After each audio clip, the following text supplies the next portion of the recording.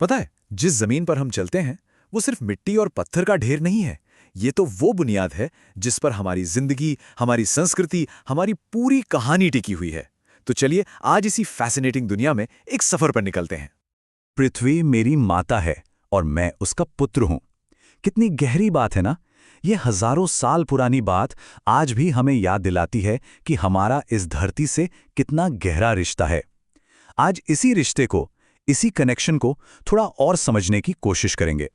कभी किसी लंबे सफर पर गौर किया है, जैसे ट्रेन या बस से जाते हुए? खिड़की से बाहर देखो तो कभी दूर दूर तक फैले हरे भरे खेत दिखते हैं, फिर अचानक जमीन ऊपर नीचे होने लगती है और देखते ही देखते सामने ऊंचे ऊंचे पहाड़ खड़े हो जाते हैं। ये सिर्फ बदलते हुए नज़ारे नहीं हैं, ये तो जमीन की कहानी के अलग अलग पन्ने हैं। तो आज हम क्या करने वाले हैं, हम एक इमेजिनरी जर्नी पर निकल रहे हैं। ये सफ़र होगा 3 अलग अलग दुनियाओं का। हम छोटा नागपुर के पठारों से शुरू करेंगे, फिर प्रयागराज के मैदानों से गुजरेंगे और आखिर में पहुंचेंगे अल्मोड़ा के पहाड़ों तक। तो बस तैयार हो जाइए, हमारा ये सफ़र अब शुरू होता है।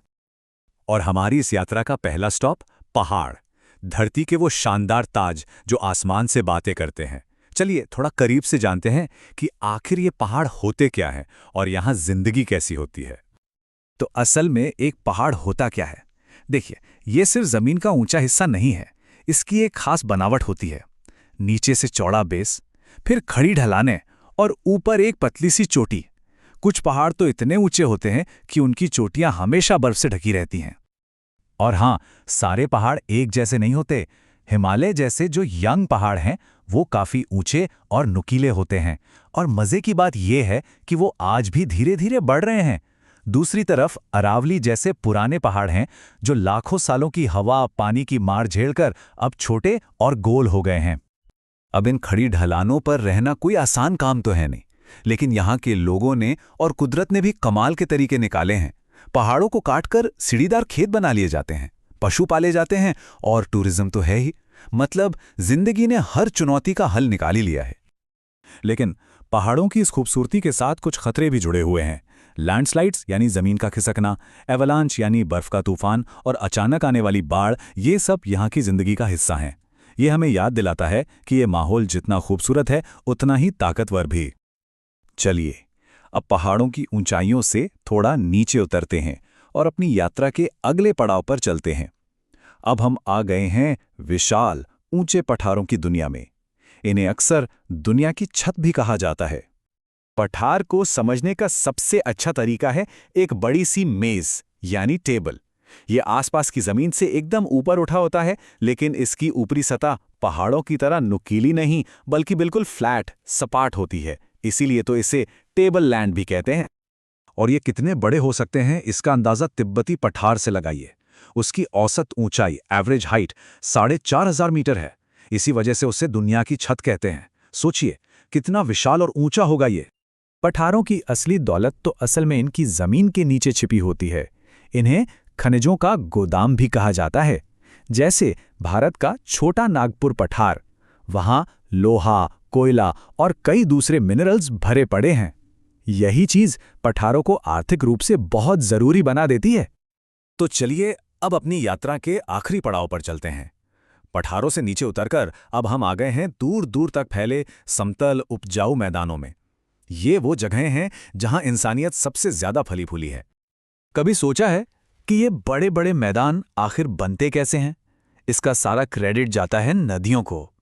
नदियां जब पहाड़ों से उतरती हैं तो अपने साथ ढेर सारी मिट्टी, रेत और गाद बहा कर ले आती हैं, और जब मैदानों में आकर उनकी रफ्तार धीमी होती है तो वो ये सब जमा कर देती हैं। बस इसी से बन जाती है बेहद उपजाऊ जमीन। मैदान इंसानों के लिए कितने जरूरी हैं ये समझने के लिए बस ये एक नंबर काफी है। भारत के गंगा के मैदान में करीब 40 करोड़ लोग रहते हैं। मतलब देश की 1/4 से ज्यादा आबादी सिर्फ इसी एक मैदानी इलाके में है। और ये कोई हैरानी की बात नहीं है। जाहिर है, समतल जमीन पर खेती करना, घर बनाना, सड़कें और रेल लाइनें बिछाना सब कुछ बहुत आसान होता है। इसीलिए तो दुनिया की बड़ी बड़ी सभ्यताएं हमेशा नदियों के किनारे मैदानों में ही पनपी। तो हमारी ये यात्रा तो पूरी हो गई, लेकिन असली समझ तो अब परखी जाएगी। चलिए एक छोटी सी चुनौती के साथ देखते हैं कि हमने इस सफर से क्या क्या सीखा। पहला सवाल आपके लिए, ये जो कहा जा रहा है ये सही है या गलत? हमने अभी अभी युवा और पुराने पहाड़ों के फर्क पर बात की थी, जरा सोचिए। जी नहीं, ये गलत है। याद है ना, युवा पहाड़ जैसे हिमालय ऊंचे और नुकीले होते हैं। गोलाकार चोटियां तो पुराने घिसे हुए पहाड़ों की पहचान है। चलिए अगला सवाल।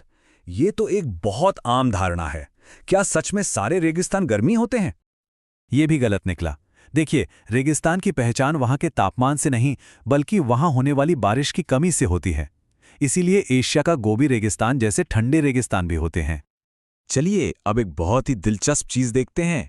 यह है प्राचीन तमिल संगम साहित्य का तिणय कॉन्सेप्ट।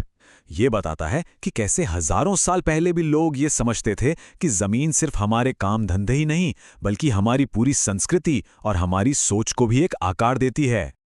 तो आखिर में ये सफर हमें एक गहरे सवाल पर लाकर छोड़ देता है। अगली बार जब भी घर से बाहर निकलें तो एक पल के लिए अपने पैरों के नीचे की जमीन को महसूस करें और सोचें, ये जमीन, ये भू आकृति आपकी और आपके समाज की कहानी को किस तरह से लिख रही है।